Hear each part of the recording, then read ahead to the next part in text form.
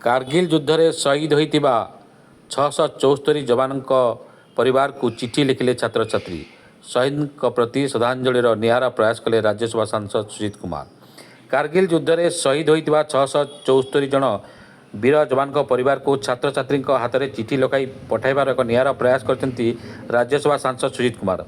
देशपाई प्राणबली देइथिबा वीर जवान प्रति श्रद्धांजलि सह परिवार प्रति सम्मान और कृतज्ञता जणावाई अभियान मुख्य उद्देश्य। आसंता 24 तारीख देश कारगिल विजय दिवस पालन करने जाउଥିବା बेले यह पूर्व कलाहांडी जिलार 5टी सरकारी विद्यालय छात्र छात्री यह चिठी लेखा अभियान में सामिल होती।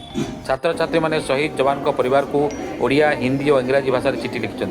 एभली एक महत् उद्देश्य चिठी लिखि से बेस खुशी और गर्व अनुभव करते। राज्यसभा सांसद सुजीत कुमार कहते कारगिल युद्ध में देशपाई बलिदान देइथिबा वीर जवान स्मृति में आम प्रतिवर्ष कारगिल विजय दिवस पालन करुचु। किंतु जो परिवार गुड़िक देशपाई निज पुओ, स्वामी कि भाई को हराई से सम्मान व समबर्धना जनाई यह आमर दायित्व। यही उद्देश्य छात्र छात्री माध्यम चिठी लेखा अभियान आयोजन कराई। सांसदों कार्यालय पक्षर एथपाई पूर्व प्रस्तुत कराइला।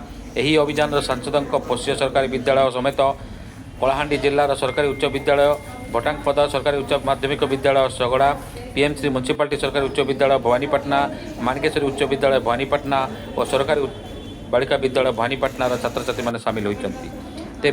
तेबे राज्यसभा सांसद सुजीत कुमार एभली प्रयास को विभिन्न महल प्रशंसा करा जायछि। Bureau report. आज आम आम देशपाई जो सैनिक माने लड़िकी आम देश को सुरक्षित रखिंट से परिवार को किसी सांत्वना जनवाई आज आम चिठी लिखार सुजोग पाइछु। से आम निजक धन्य मन करुचु जो माने कि देश सीमार रहीकि आम देश को सुरक्षित रखापी निजर जीवन त्याग करिसेंती। परिवार केते दुखरे अछंती किंतु आमे तांको परिवार को से खुशी न दे पारिले मध्य टिके खुशी देवाई चिठी माध्यम टिके खुशी देवाई छोटिया प्रयासटे करुछु। जुलाई 26 को आम देश कारगिल विजय दिवस भाव पालन करुच्ची। 1969 मसीह कारगिल युद्ध में आमर 674 वीर जवान शहीद होते देशपाई सर्वोच्च बलिदान देते। तेणु जुलाई 26 तारीख दिन आम ये वीर जवान मान परिवार ये शहीद मान परिवार को आम पत्र लिखापी गोटे प्रयास करचु।